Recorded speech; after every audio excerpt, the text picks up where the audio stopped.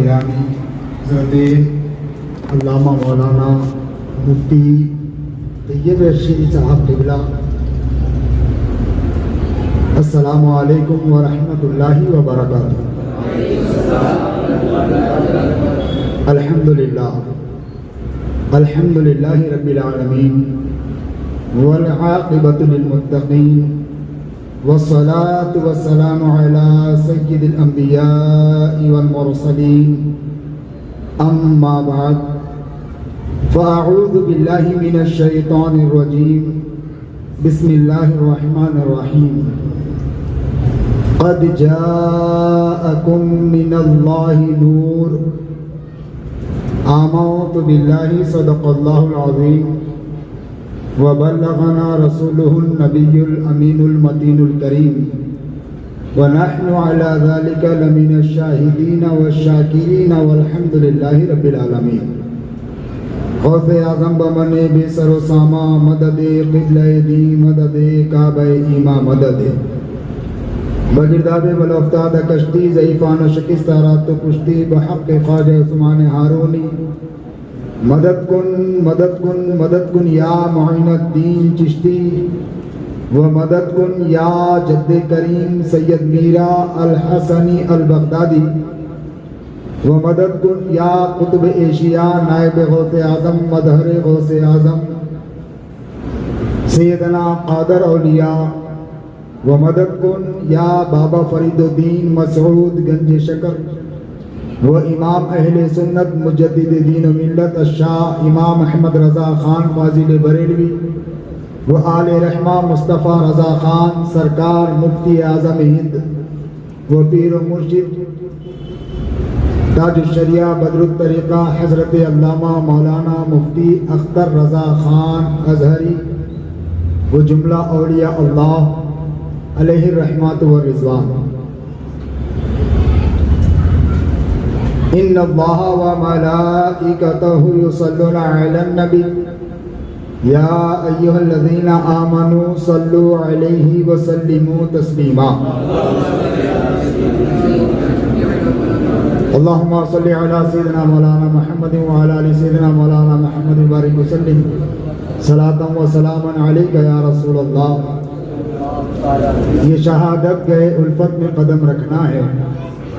لوگ آسان سمجھتے ہیں مسلمان ہونا، اور بہت آسان ہے کافر کا مسلمان ہونا، بڑا مشکل ہے مسلمان کا مسلمان ہونا۔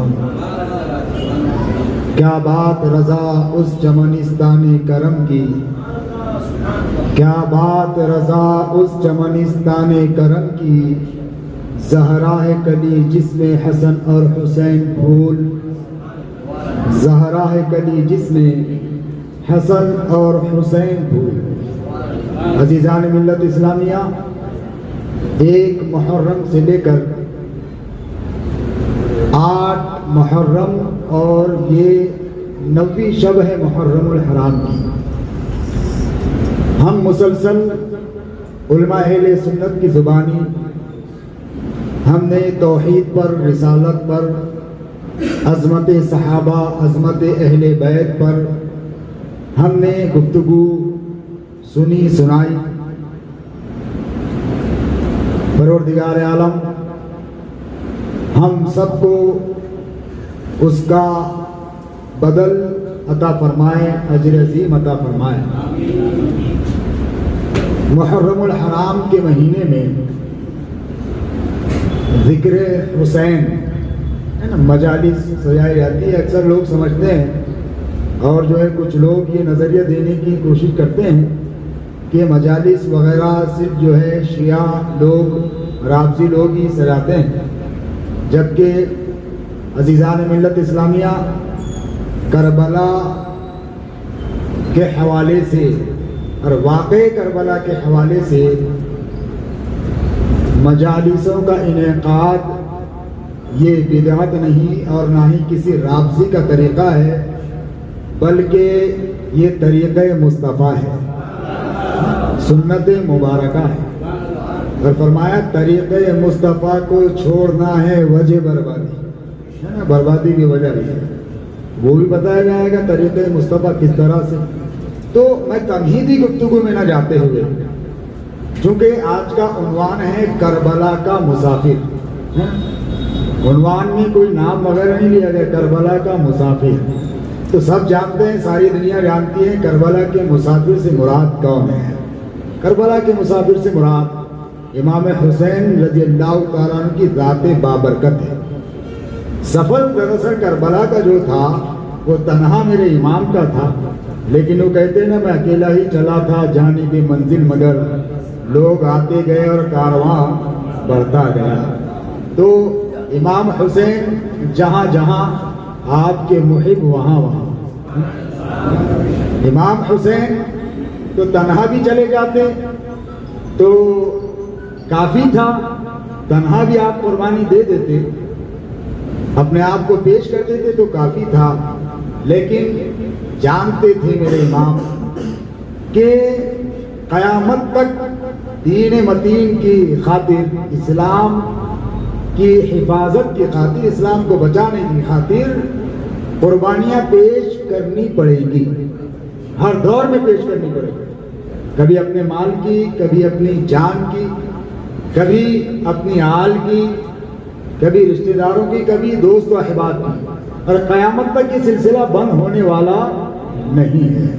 اس لیے مصطفیٰ کریم رؤوف الرحیم آقا نے کسی اور کو نہیں بلکہ اپنے لخت جگر کو منتخب فرمایا اس کے لیے کہ ہر مسلمان آگاہ ہو جائے، ہر امتی میرا آگاہ ہو جائے کہ نبی دین کی خاطر اپنے نواسے کو مقتل گاہ بھیج سکتے ہیں اور دین کی حفاظت فرما سکتے ہیں، تو ہما شما کی کیا حیثیت ہے۔ جب دین پر بات آئے گی تو ہمارے لیے مثال ہے امام کا کردار کہ اپنا سب کچھ ہمیں پیش کر رہا ہوگا، گھر لٹانا، جان دینا، کوئی ان سے سیکھ جائے، اللہ اکبر، گھر لٹانا، جان دینا، یہ سیکھنے کے جو ہے معاملات ہیں جو بیان کیے جاتے ہیں۔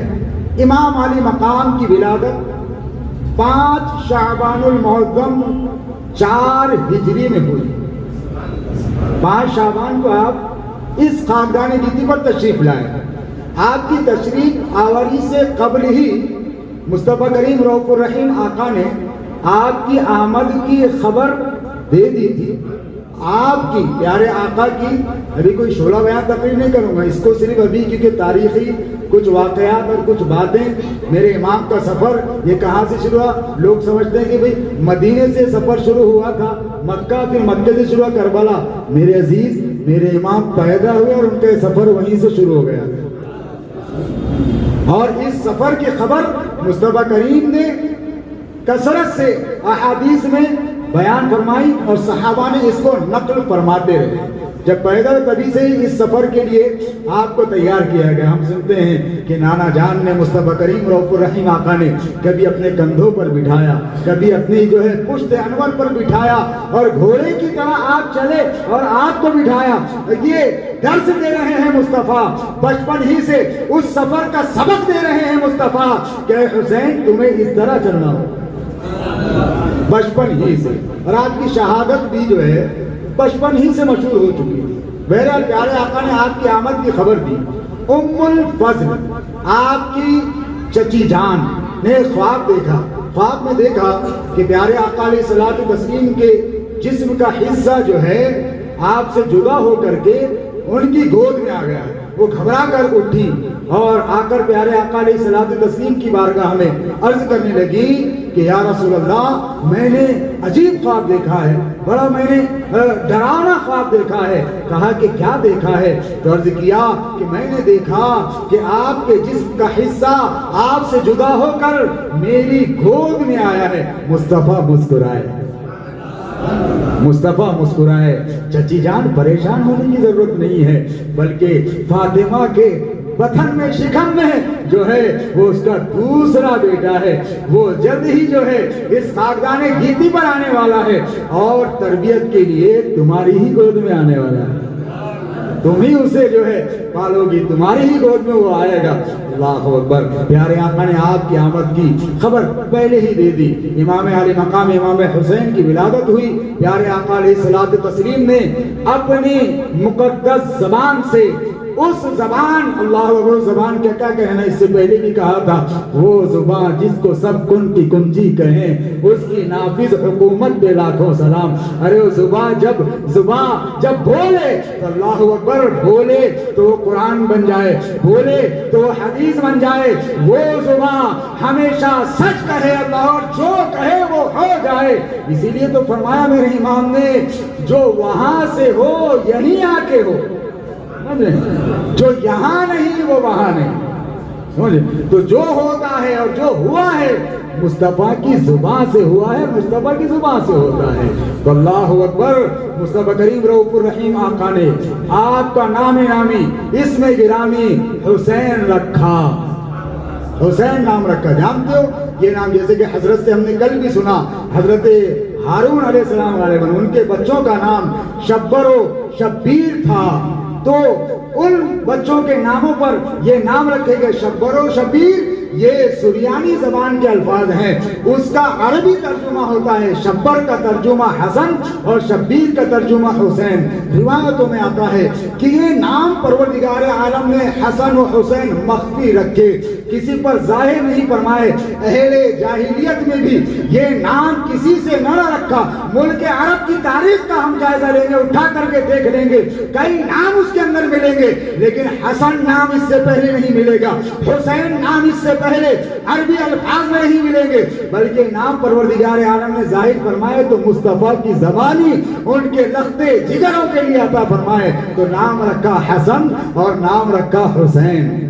सुभान अल्लाह। और प्यारे आका अलैहिस्सलातु तस्लीम ने जो है, जैसे कि इरशाद फरमाया गया, कल ही इस पर समझाया गया, इस पर और तफसील की जरूरत है, तहनीक फरमाई। तो यहाँ भी उसी अंदाज में कि अपनी जुबाने मुकद्दस, अपने लुआब दहन को इमाम हुसैन अली मकाम के जो है मुंह में रखा, और इस तरह इमाम अली मकाम उस ज़बाने मुकद्दस को चूसने लगे जिस तरह के बच्चा माँ का दूध चूसा करता है। तो वहीं पर प्यारे मुस्तफा रऊफुर रहीम आका ने वो सब कुछ अता फरमा दिया जो कुछ आपको अता करना था, और वहीं पर आपको सब कुछ पिला दिया कि दौड़ आने वाला है कि मेरा नवासा बेयार मददगार भूखा प्यासा शहीद किया जाने वाला है। लिहाजा बार बार मुस्तफा ने, रिवायतों में आता है, बार बार प्यारे आका ने इमाम हुसैन को अपनी जबान चुसवाई। ये सबक और यही प्यास बुझा रही है। अरे वो कौसर पर भी सबकी प्यास बुझाने वाले हैं। और यहाँ और जो आयत करीमा मैंने खुतबे के बाद तिलावत की है, रब्बे काबा ने इरशाद फरमाया, कद जाअकुम मिनल्लाहि नूर, तहकीक के अल्लाह की जानिब से तुम्हारे पास नूर आया। वो नूर कौन है? अल्लाह अकबर। वो नूर है मुस्तफा। तू है ऐन नूर। मेरे इमाम ने फरमाया तू है ऐन नूर। तो मुस्तफा नूर, परवरदिगार और नूर जो होता है, अल्लाह अकबर, वो अंधेरों को रोशन कर देता है, वो बेरौनक को रौनक अता कर देता है। नूर ही है जिसकी बरकत से तुम्हारे और हमारे चेहरे चमक और दमक रहे हैं। नूर ही है जो ये रंग और रोहन तुम देख रहे हो। अगर नूर ना हो तो सब काला काला नजर आए, अगर नूर ना हो तो गोरे और काले में तमीज ना हो। आफताब को देखो, मुस्तफा के नूर से आफताब ने, सूरज ने हिस्सा पाया। तो अल्लाह अकबर, जिस पर जो है आफताब की किरणें पड़ती है, वो आफताब की किरणों से किरणें पड़ने से पहले उसका रंग कोई नहीं होता है, वो काला और अंधेरी में गुम होता है। लेकिन जो ही आफताब का नूर, आफताब की किरणें उस पर पड़ती है तो फिर जाहिर होता है कि इसका कलर कैसा है, इसका जो है रंग कैसा है, इसका चेहरा कैसा है, ये दिखता किस तरीके से है। तो आफताब की किरणें न पड़े तो लोग एक दूसरे को पहचान न पाए, लोग जो है कलर में जो है इंतखाब न कर पाए रंग में कि कौन किस रंग का है। दुनिया बिल्कुल अंधेरे का घर हो जाए तो अंदाजा लगाएं मेरे अजीजों, आफताब का नूर, अल्लाह अकबर। मेरे इमाम ने फरमाया कि जिन جن کا دھون ہے آب حیات، اللہ اکبر، ہے وہ جان مسیحا۔ اور آپ فرماتے ہیں کہ پیارے آقا کے دھون کا جو قطرے دھون کے آپ کے قدموں کے آپ کے مقدس جسم اطہر کو شب معراج میں جب نور کے پانی سے نہلایا گیا اور وہ جو دھون ہوا اور اس دھون کے جو چھینٹے ہیں ان چھینٹوں سے فیض لیا سورج نے، ان چھینٹوں سے فیض لیا چاندوں ستاروں نے، ساری کائنات نے، تو مصطفیٰ کے دھون سے سورج چمکا، چاند و ستارے چمکے اور سب چمک رہے ہیں، دمک رہے ہیں۔ اللہ اکبر۔ عزیزان ملت اسلامیہ، تو کیوں نہ ہو کہ جس کا صدقہ لے کر کے سورج روشن ہوا اور سب کو روشن کر دیا، تو صدقہ لینے والے کا یہ عالم ہے۔ تو اللہ اکبر، جس نور کی گود میں جو نور کا جو ہے بچہ پلا ہو، اس کی کیفیت کا عالم کیا ہوگا، اس کے چمک کا عالم کیا ہوگا، اس کی دھمک کا عالم کیا ہوگا۔ اسی لیے فرمایا کہ حسنین کریمین جب اندھیری راہ میں، کہ جس راہ میں پہلے جو ہے یہ لائٹوں کا دور نہیں تھا، یہ روشنیوں کا دور نہیں تھا، لوگ قندیلیں لے کر کے چلا کرتے تھے، اندھیرے میں راستہ نظر نہیں آتا تھا۔ اللہ اکبر، اگر کوئی بغیر قندیل کے چلا جائے تو بھٹک جائے، لیکن حسنین کریمین جب چلا کرتے تھے تو اندھیرے میں بھی روشنی ہو جایا کرتی۔ اسی لیے تو میرے امام نے ارشاد فرمایا، تیری نسل پاک میں ہے بچہ بچہ نور کا، تو ہے عین نور اور تیرا سب گھرانہ نور کا۔ یہ امام علی مقام امام حسین رضی اللہ تعالیٰ عنہ کے نور کا صدقہ ہے جو آپ اور ہم یہاں پر بیٹھے ہوئے ہیں۔ سمجھ رہے ہیں؟ امام علی مقام اگر فرما دیتے سورج کو کہ بے نور ہو جا، تو سورج بے نور ہو جاتا، کیونکہ وہ زبان اللہ اکبر جو ہے حضرت فقیہ ملت علیہ رحمہ ارشاد فرماتے ہیں کہ پیارے مصطفیٰ نے یہ جو ارشاد فرمایا، حسین منی وانا من الحسین، حسین مجھ سے ہے میں حسین سے ہوں، کیا مطلب؟ اللہ اکبر، فرمایا حسین کی تعریف دراصل مصطفیٰ کی تعریف، حسین کی تعریف دراصل مصطفیٰ کی تعریف، حسین سے محبت، مصطفیٰ سے محبت۔ پتہ چلا کہ مصطفیٰ نے یہ فرما کر کے فرما دیا کہ میرا جو نور ہے وہ نور جو ہے منتقل ہوا اور حسین میں آیا۔ سمجھ گئے؟ حسین میں اس نور سے وہ چمکے۔ صدقہ لینے والوں کا یہ عالم ہے، تو حسین تو نور علا نور ہے، ان کا عالم کیا ہوگا؟ ساری کائنات کو چمک بخشی، ساری کائنات کو دھمک بخشی۔ اللہ اکبر۔ دین کو بے نور کرنے کی ناپاک سازشیں کی جانے لگی، حضرت امام حسین نے مصطفیٰ کے عطا کردہ نور سے دین کو بھی روشن کر دیا۔ اس لیے تو فرمایا حقا کے بنا لا الہ حسب حسین، یہ منسوب ہے شعر جو ہے غریب نواز سرکار کی طرف۔ حقا کے بنا، فرمایا کہ دین کی بنا، دین کی بنیاد حسین ہے۔ فرمایا کہ اگر یزید جو ہے تخت خلافت پر بیٹھ جاتا تو دین ختم ہو جاتا، دین مٹ جاتا اور لوگوں میں بے راہ روی، بے دینی آ جاتی اور لوگ اسلام کو بھول جاتے۔ عزیزان ملت اسلامیہ، اسی لیے غریب نواز نے ارشاد فرمایا کہ حقا کے بنا لا الہ حسب حسین، دین کی پناہ دینے والے اور دین کو بچانے والے حسین ہے۔ اس حسین کا بچپن کیسے گزرا ہے، پیارے آقا کی گود میں کیسے کھیلے ہیں۔ آقا علیہ الصلوۃ والتسلیم اتنی محبت فرماتے، اتنی محبت فرماتے کہ اللہ اکبر، پہاڑوں کا فرشتہ جب ایک مرتبہ آپ کی خدمت میں آیا اور آ کر کے عرض کرنے لگا، آپ اپنے فرزند ارجمند حضرت ابراہیم رضی اللہ تعالیٰ عنہ اور امام علی مقام امام حسین کو اپنی گود میں دونوں کو ایک ساتھ لے کر کے بیٹھے ہیں۔ اللہ اللہ، پہاڑوں کا فرشتہ عرض کرتا ہے، یا رسول اللہ صلی اللہ تعالیٰ علیہ وسلم، اللہ تبارک و تعالیٰ ان دونوں کو آپ کے پاس ایک ساتھ جمع نہ فرمائے گا، لہذا آپ کو اختیار ہے۔ اللہ اللہ، مصطفیٰ کو اختیار تو دیکھو کیسا ہے، مصطفیٰ کا اختیار کیسا ہے۔ اختیار کے منکرین اس روایت سے، یہ روایت تو متفق ہے، اس روایت پر تو اتفاق ہے، کسی قسم کا کوئی کلام بھی نہیں ہے۔ میرے آقا علیہ الصلوۃ والسلام کی بارگاہ میں عرض کیا یا رسول اللہ دونوں میں سے جمع نہیں کیے جائیں گے؟ تو پیارے آقا علیہ الصلوۃ والتسلیم دیکھا اور سوچنے لگے مصطفیٰ کہ ابراہیم کو اگر پیش کرتا ہوں تو مجھے تکلیف ہوگی، ابراہیم کو پیش کرتا ہوں تو مجھے زیادہ دکھ ہوگا، لیکن اگر حسین کو پیش کرتا ہوں تو مجھے بھی دکھ ہوگا اور جو ہے علی کو بھی دکھ ہوگا اور فاطمہ کو بھی دکھ ہوگا۔ اس لیے رب تبارک و تعالیٰ کی بارگاہ میں عرض گزار ہوئے مصطفیٰ اے پروردگار عالم میرا بیٹا ابراہیم تیری بارگاہ میں حاضر ہے، میرا بیٹا ابراہیم تیری بارگاہ میں حاضر ہے۔ اس کے 2 یا 3 دن کے بعد حضرت ابراہیم رضی اللہ تعالیٰ عنہ کا وصال ہو جاتا ہے۔ عزیزان ملت اسلامیہ جانتے ہو میرے آقا علیہ الصلوۃ والتسلیم جب ابراہیم رضی اللہ تعالیٰ عنہ کا وصال ہوا اس وقت بھی میرے آقا نے یہ خطبہ ارشاد فرمایا کہ اے لوگوں سنو سنو، میں نے اپنے بیٹے حسین پر اپنے بیٹے ابراہیم کو قربان کر دیا۔ یہ پہلا خطبہ صحابہ کا بیان ہے کہ مصطفیٰ کریم رؤوف الرحیم آقا بار بار یہ خطبہ دیا کرتے تھے، بار بار یہ ارشاد فرمایا کرتے تھے کہ میں نے اپنے بیٹے حسین کے لیے اپنے بیٹے ابراہیم کی قربانی عطا کر دی رب کی بارگاہ میں۔ عزیزان ملت اسلامیہ ارے یہ تو پیارے آقا کی محبت کا معاملہ ہے، اتنی محبت فرماتے ہیں، سمجھ اب پروردگار عالم کی محبت، فرشتے بھی امام علی مقام سے محبت فرماتے ہیں، سمجھ رہے ہیں؟ کون تھا اس دور میں جو امام علی مقام سے محبت نہ کرتا ہو؟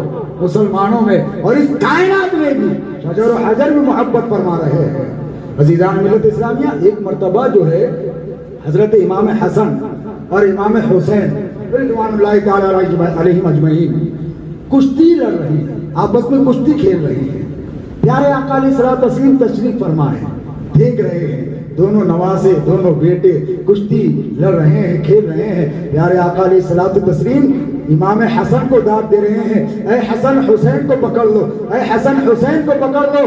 ماں فاطمہ رضی اللہ تعالیٰ عنہ عرض کرتی ہیں یا رسول اللہ صلی اللہ تعالیٰ علیہ وسلم حسین تو چھوٹے ہیں، حسن بڑے ہیں، آپ جو ہے بڑے کو داد و تحسین دے رہے ہیں، چھوٹے کے بارے میں کچھ نہیں کہیں گے؟ تو پیارے آقا علیہ الصلوۃ والتسلیم ارشاد فرماتے ہیں اے فاطمہ ادھر سے میں حسن کو داد و تحسین دے رہا ہوں اور ادھر سے جبرائیل کہہ رہے ہیں حسین حسن کو پکڑ لو۔ ادھر سے میں حسن کو داد دے رہا ہوں، ادھر سے حسین جبرائیل کو داد دے رہے ہیں۔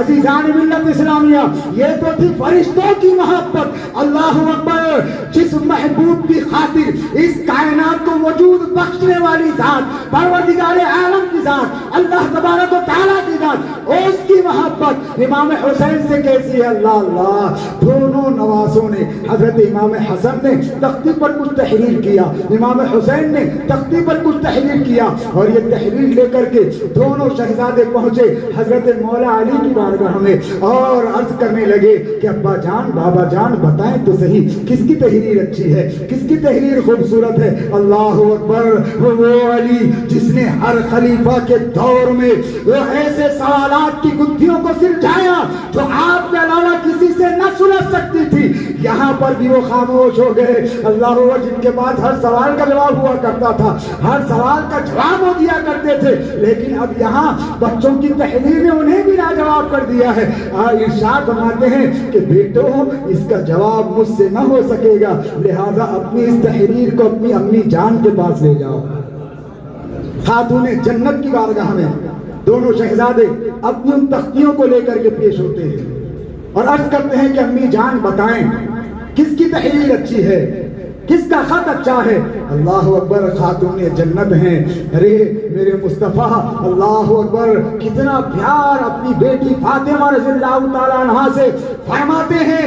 اس کی دلیل یہ حدیث پاک ہے، بعض روایتوں میں آیا کہ پیارے آقا علیہ السلام جب بی بی فاطمہ آتی پیارے آقا ان کے استقبال کے لیے کھڑے ہو جاتے، ان کے استقبال کے لیے کھڑے ہو جاتے۔ عزت دنیا کو دکھا رہے ہیں کہ میری بیٹی خاتون جنت ہے اور فاطمہ کی عزت جو کرے گا اس کے لیے سنت مصطفیٰ ہو جائے۔ اس لیے آپ نے کھڑے ہو کر کوئی یہ نہ سمجھے کہ بی بی فاطمہ رضی اللہ تعالیٰ عنہ کا مرتبہ معاذ اللہ بڑا ہے، جیسا کہ بعض لوگ اس ایسی روایتوں کو دیکھ کر کے سمجھتے ہیں۔ نہیں نہیں، پیارے آقا علیہ الصلوۃ والتسلیم نے امت کو بتانے اور سکھانے کے لیے یہ ارشاد فرمایا ہے، یہ عمل کر کے دکھایا ہے۔ ان کا ہر عمل ہمارے لیے سنت ہے۔ عزیزان ملت اسلامیہ، وہ فاطمہ زہرا، اللہ اکبر، جو پیارے آقا علیہ الصلوۃ والتسلیم کے علوم کی وارثہ ہے، کون سی بات ہے جو بی بی فاطمہ نہ جانتی ہو؟ کون سا علم ہے جو بی بی فاطمہ سے چھپا ہوا ہو؟ ارے جو پیارے مصطفیٰ کے جگر کا ٹکڑا ہو، جب مصطفیٰ کے علم کا عالم ساری دنیا نے دیکھا، مصطفیٰ جو فرمائے ان کے غیب دانی، ان کے علم کا کون انکار کر سکتا ہے؟ ارے ان کی لخت جگر کا معاملہ کیسا ہوگا، پھر اندازہ لگا سکتے ہیں ہم۔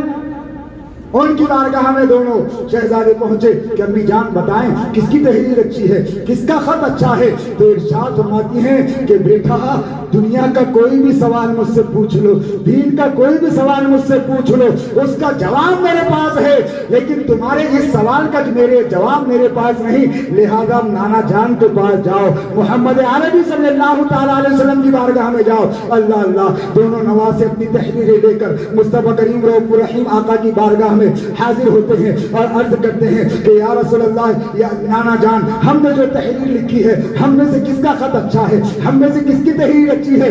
ساری کائنات کو جواب دینے والے مصطفیٰ ارشاد فرماتے ہیں اس کا جواب میں نہیں دوں گا، اس کا جواب میں نہیں دوں گا، اس کا جواب وہاں سے آئے گا۔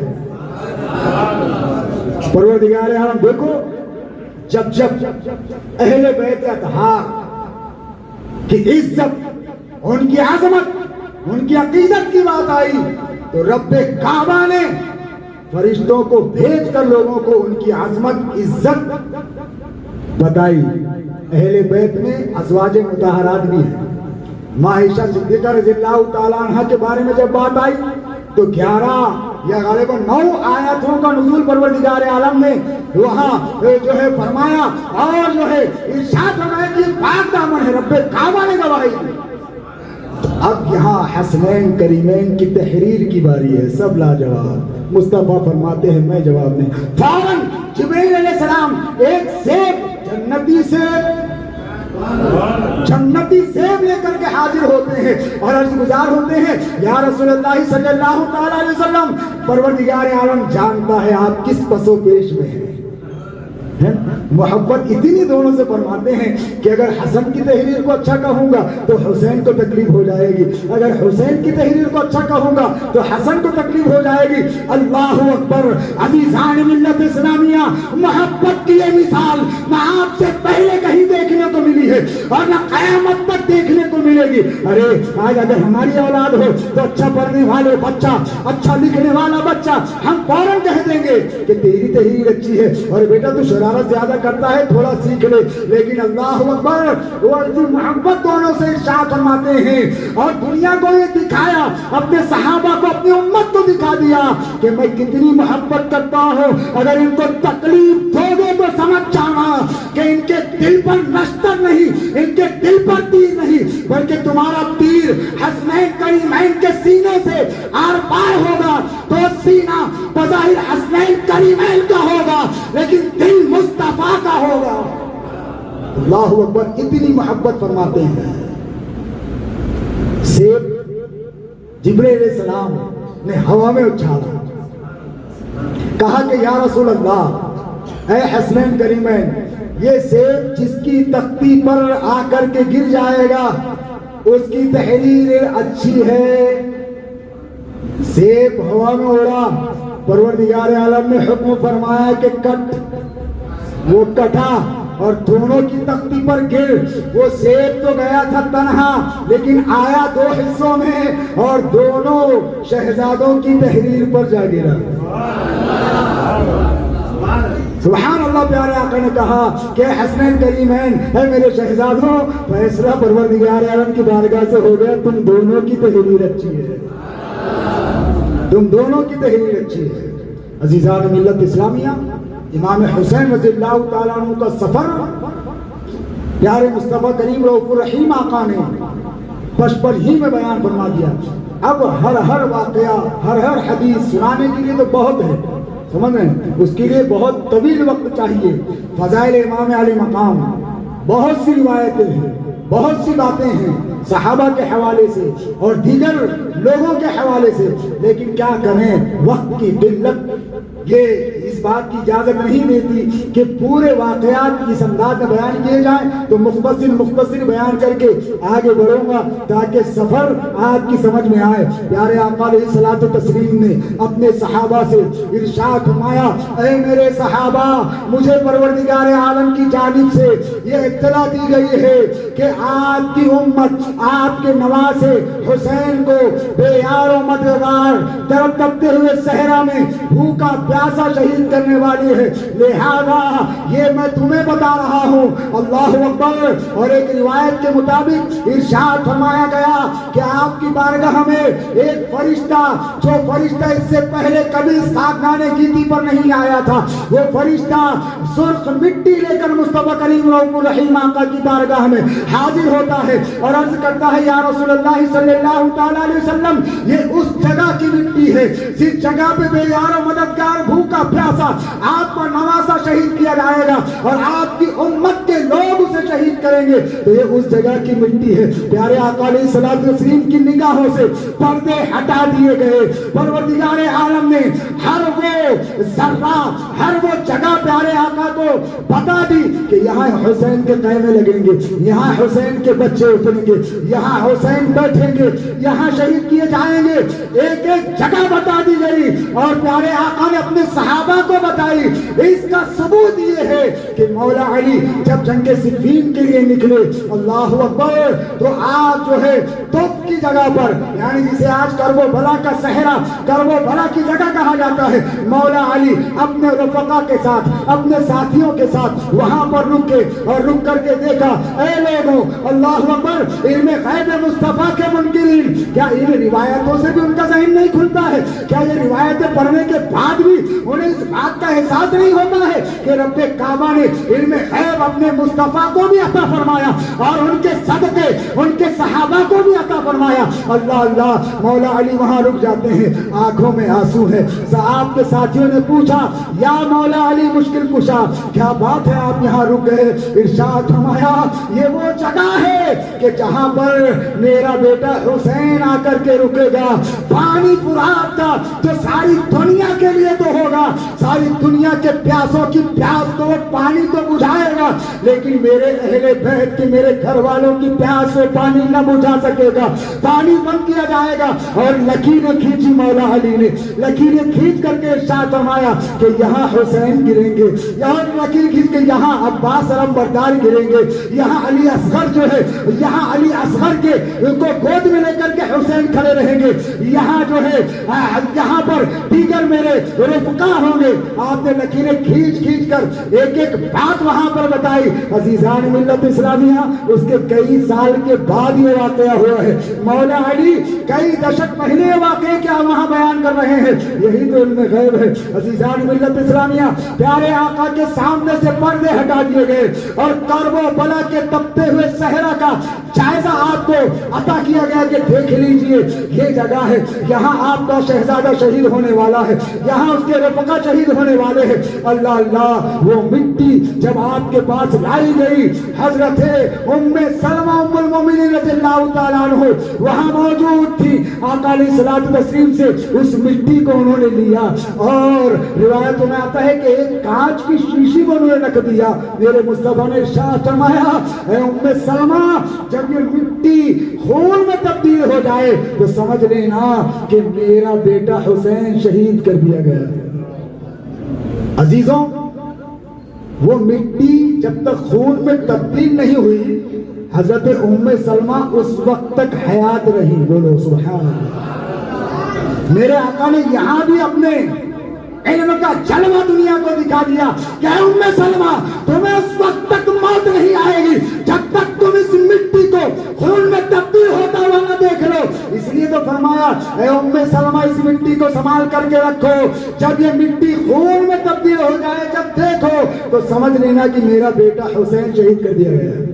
تو دنیا کو دکھا رہے ہیں کہ میں غیب جانتا ہوں ام سلمہ اس وقت تک حیات رہے گی، فرمایا جب دیکھو گی، دیکھنے کا تذکرہ ہے۔ بہرحال عزیزان ملت اسلامیہ، امام علی مقام کی شہادت، آپ کے کربلا جانے کے ہر ہر لمحے سے، ہر ہر واقعے سے سارے واقف تھے۔ عزیزان ملت سب جانتے تھے کہ یہ واقعہ رونما ہونے والا ہے، یہ واقعہ ہونے والا ہے۔ بے یار و مددگار امام علی مقام اور ان کا خانوادہ کرب و بلا کے تپتے ہوئے صحرا میں شہید کیا جانے والا ہے۔ عزیزان ملت اسلامیہ، جیسا کہ آپ نے پچھلے جو ہے سیشنز میں سنا کہ کس طرح معاملات ہوئے صحابہ کے درمیان، کس طرح معاملات ہوئے، اور یزید کے حوالے سے ابھی آپ نے جو ہے حضرت کی بیان ہی سنا کہ وہ شرابی تھا، وہ کبابی تھا، وہ جو ہے زانی تھا، وہ اسلام کے شعار کو ختم کرنے والوں میں سے تھا، نماز کا تارک تھا۔ روایتوں میں آتا ہے کہ اس دنیا میں جتنے مسلمان گزرے ہیں اور اس سے پہلے جتنے مسلمان گزرے ہیں، ان میں جو ہے کسی مسلمان نے اس سے پہلے صحابہ کے دور میں، تابعین تبع تابعین کے دور میں، کسی بھی مسلمان نے اپنے چہرے سے داڑھی کو نہ چھیلا، کسی بھی مسلمان نے جان بوجھ کر نماز کو ترک نہ کیا، کسی بھی مسلمان نے محرم کے ساتھ نکاح کو جائز قرار نہ دیا۔ ان میں ایک واحد شخص وہ پیدا ہوا جسے دنیا یزید پلید کے نام سے جانتی ہے۔ اس دور میں، اس دنیا میں شروع سے لے کر آج تک جتنی داڑیاں چہروں سے چھیلی جائیں گی، ان چھیلنے والوں کو تو گناہ ہوگا ہی ہوگا، لیکن ان تمام کا گناہ یزید پلید کے سر ہوگا۔ کیوں؟ کیونکہ مسلمانوں میں سب سے پہلے اپنی داڑھی کو چھیلنے والا اگر کوئی شخص تھا تو یزید ہوا ہے۔ یزید اگر سب سے پہلے جان بوجھ کر کسی نے نماز کو ترک کیا ہے تو یزید ہے۔ یزید سب سے پہلے اگر زنا کو عام کرنے کا رواج اگر کسی نے دیا ہے تو یزید ہے۔ یزید گانوں، ڈھول باجوں، تماشوں کا رواج مسلمانوں کے اندر اگر سب سے پہلے کسی نے دیا ہے وہ یزید ہے۔ یزید جب میرے معاویہ رضی اللہ تعالیٰ عنہ کا وصال ہوا تو تخت خلافت پر جبرن لالچ دے دے کر کے اس نے اپنی بیعت لی اور تخت خلافت پر بیٹھا، لیکن وہ جانتا تھا کہ جب تک امام حسین اس خاکدان گیتی پر موجود ہیں میری خلافت زیادہ دن نہیں چلے گی۔ لہذا اس نے اپنے دور کے مدینہ منورہ کے والی کو، وہاں جو حاکم تھے ان کا نام ہے ولید بن عقبہ، وہ محب اہل بیت تھے، وہ اہل بیت سے بے پناہ محبت فرماتے تھے۔ ایک خط یزید کا کارندہ لے کر کے آیا، اس خط میں ایک تحریر تھا، عبداللہ بن زبیر، عبداللہ بن عمر اور امام حسین سے میری بیعت لو، اگر یہ لوگ نہ مانیں تو وہیں انہیں قتل کر دینا یا قید کر کے میرے پاس لے آنا۔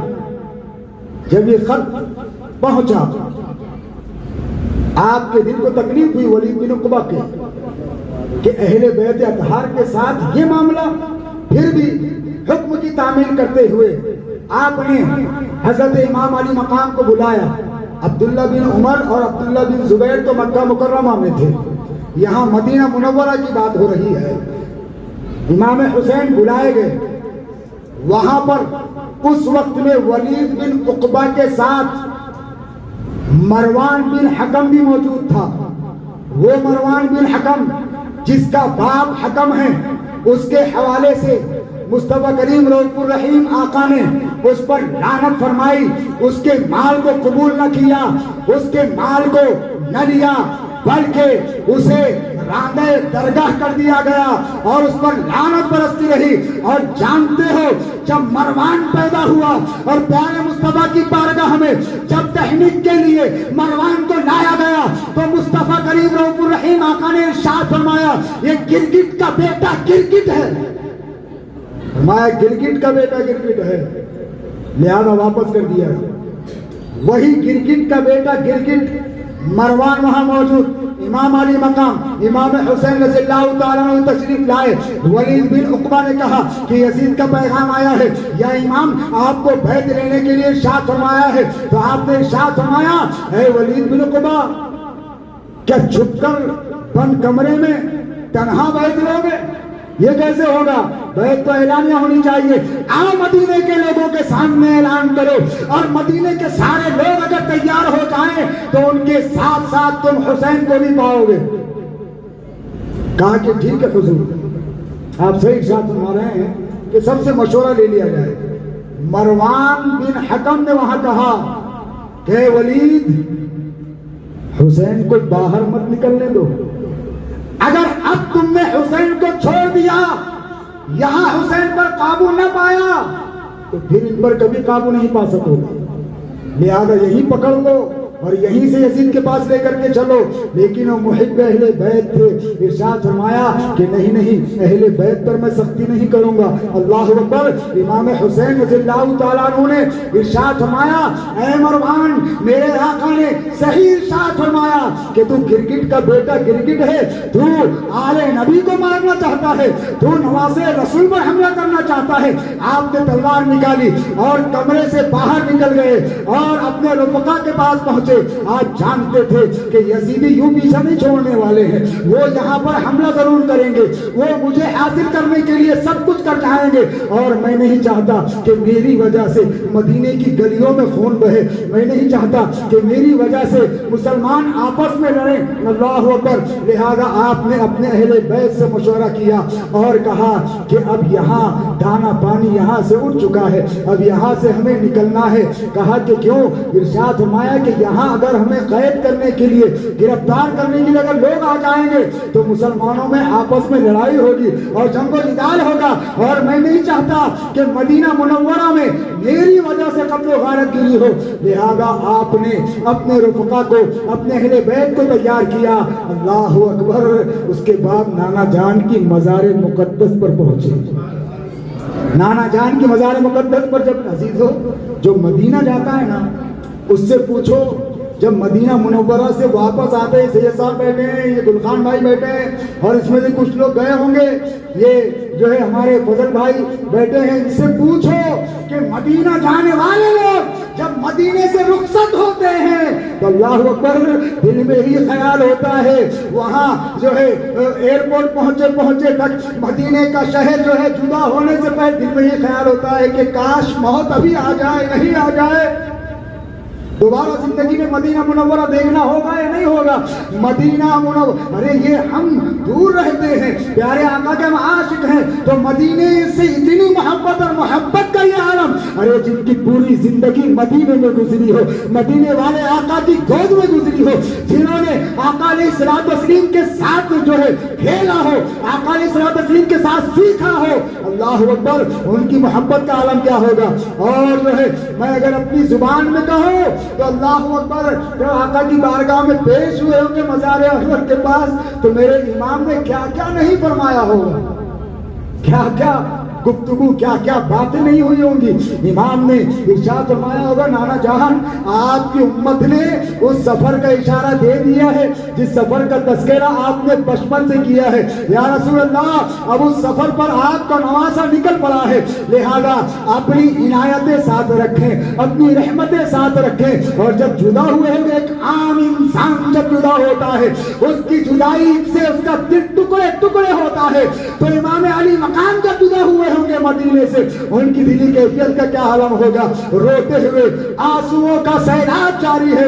بار بار جب مدینے کی سرحد سے باہر نکلتے ہیں، بار بار اہل بیت اطہار مدینہ منورہ کو پلٹ پلٹ کر کے دیکھ رہے ہیں.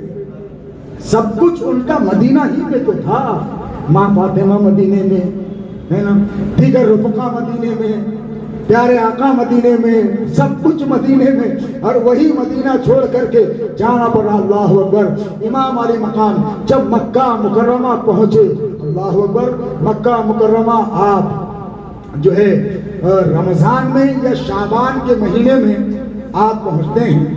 وہاں پر پہنچنے کے بعد جب کوفیوں کو کوفہ میں اس بات کی اطلاع ملتی ہے کہ امام علی مقام مدینہ چھوڑ کر مکہ روانہ ہو گئے ہیں، اس وقت مکہ کا حاکم عمرو بن سعید تھا، مکہ کا حاکم عمرو بن سعید تھا۔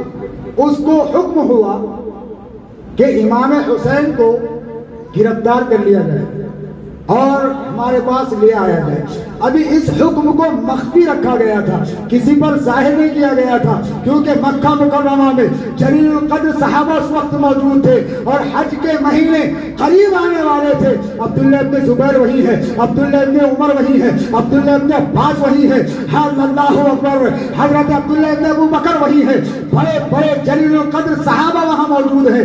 امام علی مقام جب مکہ مکرمہ تشریف لائے تو سارے خوش ہوئے، خوشیاں منائی گئی کہ شہزادے رسول آئے ہیں، نواسے رسول آئے ہیں۔ خوشیوں کا ٹھکانہ نہ رہا، ہر کوئی آپ کا استقبال کر رہا ہے، لیکن امام علی مقام کسی کے گھر نہیں رکے، کسی کے گھر نہیں گئے، بلکہ پناہ گزین کی حیثیت سے وہیں پر رکے رہے، کیونکہ آپ جانتے تھے کہ اگر کسی کے گھر میں پناہ لوں گا، اگر کسی کے گھر میں رکوں گا تو میری وجہ سے اس گھر والوں کو بھی ستایا جائے گا، میری وجہ سے ان گھر والوں کو بھی تڑپایا جائے گا، لہذا آپ پناہ گزین کی حیثیت سے وہاں رہے۔ اور جب آپ نے دیکھا کہ مجھے بار بار خطوط آ رہے ہیں، سب سے پہلا خط جب آپ کو آیا ایک شخص کی جانب سے جس کا نام عبداللہ، اس کی جانب سے خط آیا، اس کے بعد خطوط کا سلسلہ شروع ہوا، کوفہ سے خطوط آنے لگے، دن گزرتے گئے، دن گزرتے گئے، ذی قعدہ کا مہینہ اب ختم ہونے پر ہے۔ 20,000 سے زیادہ خطوط امام حسین کو آئے۔ کتنے آئے؟ 20,000 سے زیادہ خطوط، اور ان خطوط میں اتنے درد و کرب میں ڈوبے ہوئے الفاظ موجود تھے کہ کہا لوگوں نے یا امام ہم پر ایک ظالم و جابر بادشاہ مسلط ہو گیا ہے، یا امام ہم پر ایک ایسا بادشاہ مسلط ہوا ہے جو زانی ہے اور زنا کی ترغیب بھی دیتا ہے، جو کھلے بندوں شراب پیتا بھی ہے، شکار کھیلتا ہے، کون سا ایسا گناہ ہے جو اس کے اندر موجود نہ ہو۔ میرے امام جانتے تھے کہ یزید بڑی شرابی ہے، ارے لوگوں نے کہا تو امام نے جانا ایسا نہیں ہے۔ میرے امام کے فضائل میں سے یہ فضیلتیں ہیں کہ میرے امام نے 25 حج پیدل فرمائے ہیں۔ مدینہ منورہ سے مکہ کتنے حج کیے ہیں؟ 25 حج پیدل۔ ایک حج کے دوران میرے امام پہلے سے جانتے تھے یزید امام حسین سے بہت چھوٹا، امام حسین کی پیدائش 4 ہجری، یزید پیدا ہوا 20 ہجری میں، کتنا 16 سال چھوٹا۔ امام علی مقام امام حسین رضی اللہ تعالیٰ عنہ اس کو پہلے سے جانتے ہیں۔ دیکھا ایک وقت جب سفر حج کے لیے نکلے، راستے میں جب مکہ مکرمہ کی سرحد پر جب پہنچے، دیکھا کہ کچھ نوجوان، آوارہ نوجوان آپس میں ہنسی مذاق کر رہے ہیں اور شراب لٹائی جا رہی ہے، شراب پی جا رہی ہے۔ جیسے ہی آپ نے دیکھا اور ایک نوجوان جب پلٹا تو آپ نے پہچان لیا اور ارشاد فرمایا، یزید تم صحابی کے بیٹے، تم شراب پی رہے ہو، باز آ جاؤ، شراب چھوڑ دو، یہ حرام ہے، یہ تمہیں بدباطل بنا دے گی، یہ تمہیں خبیث بنا دے گی، خراب کر دے گی۔ اس نے اللہ اکبر، وہ شروع سے ہی وہ امیر معاویہ رضی اللہ عنہ کے سامنے بڑا متقی پرہیزگار بنتا تھا، لیکن جب تنہائی میں ہوتا اپنے دوستوں کے ساتھ تو اس طرح سے آوارہ گردی کرتا۔ جانتے ہو جب امام حسین نے اسے ترغیب دلائی اور اسے یہ حکم دیا کہ شراب چھوڑ دے، تو اس نے پیالہ لے کر کے امام کی طرف اشارہ کیا اور کہا حسین آؤ تھوڑا سا پی لو، معاذ اللہ رب العالمین۔ امام حسین اس وقت سے اسے جانتے ہیں، اس کے لڑکپن سے اسے جانتے ہیں، اس کی ہر عادت و اخلاق سے امام حسین واقف ہے۔ کوئی یہ نہ سمجھے کہ کہ خطوط میں جو لکھا گیا تو امام نے سمجھا اور امام کو پتا چلا، نہیں بلکہ امام نے اپنی آنکھوں سے اس کی شرارتوں کو دیکھا۔ خطوط میں لکھا تھا یا امام شرابیں کھلے بندوں پی جا رہی ہیں، اللہ ہمارا جینا دوبھر ہو چکا ہے، ظلم و بربریت کا بازار گرم ہے، اور تمام کوفہ والے یہ چاہتے ہیں کہ ہم آپ کے دستے حق پرست پر بیعت لے اور ظالم و جابر کا خلاخواہ ہم کرے، باطل کا ساتھ ہم نہیں دیں گے۔ اور ہم جانتے ہیں اس خاکدان گیتی پر دور حاضر میں آپ سے بہتر نہ کوئی ہے، آپ سے اچھا کوئی نہیں، اور آپ ہی ہے خلافت کے سچے حقدار۔ جانتے ہو امیر معاویہ رضی اللہ تعالیٰ عنہ کے دور خلافت میں بھی کوفیوں نے امام حسین کو اسی طرح خطوط لکھے تھے، امیر معاویہ کے دور میں بھی، کہ آپ آئیں ہم آپ کے ہاتھوں پر بیعت لیں گے، آپ آئیں ہم آپ کا ساتھ دیں گے۔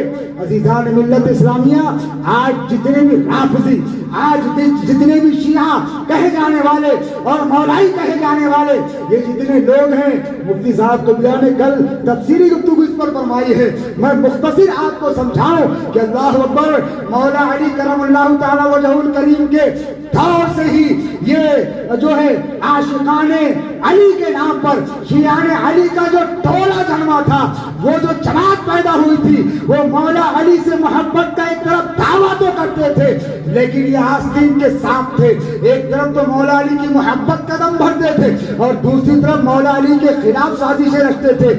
یہ عبداللہ بن سبا کا گروہ تھا، عبداللہ بن سبا نے مولا علی کے نام پر شیعان علی کی ایک ٹولی پیدا کی۔ عبداللہ بن سبا یہودی تھا، عبداللہ بن سبا ایک منافق تھا، ظاہری طور پر اسلام قبول کیا، لیکن یہودیوں کی ایک سازش تھی کہ عبداللہ بن سبا کے ذریعے سے مولا علی کی جماعت میں، مولا علی کے ساتھیوں میں، مولا علی کے چاہنے والوں میں کچھ ایسے لوگ پیدا کیے جائیں جو مولا علی کی بارگاہ میں خود تو مولائی بنے، خود تو مولا علی کی محبت میں شیعان علی کہلوائے، لیکن پیچھے جا کر کے مولا علی کے خلاف وہ کرے۔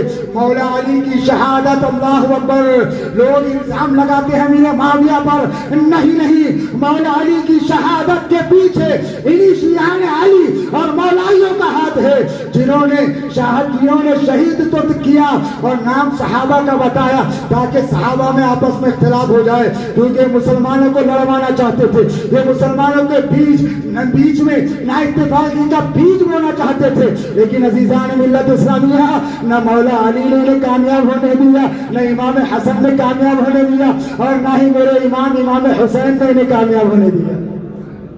خطوط آئے، اللہ اکبر۔ اب دیکھو ایک چیز ہے، لوگ یہ کہہ سکتے ہیں اور بہت سے لوگ جو ہے خارجی ٹولہ جو ہے وہ امام حسین رضی اللہ تعالیٰ عنہ پر یہ الزام رکھتا ہے کہ امام حسین رضی اللہ تعالیٰ عنہ جانتے تھے کہ مولا علی کے دور میں بھی ان لوگوں نے دغا کی ہے، بغاوت کی ہے، فریب کیا ہے، بے وفائی کی ہے، تو پھر بھی ان کے خطوط آنے پر یہ کیوں پہنچے؟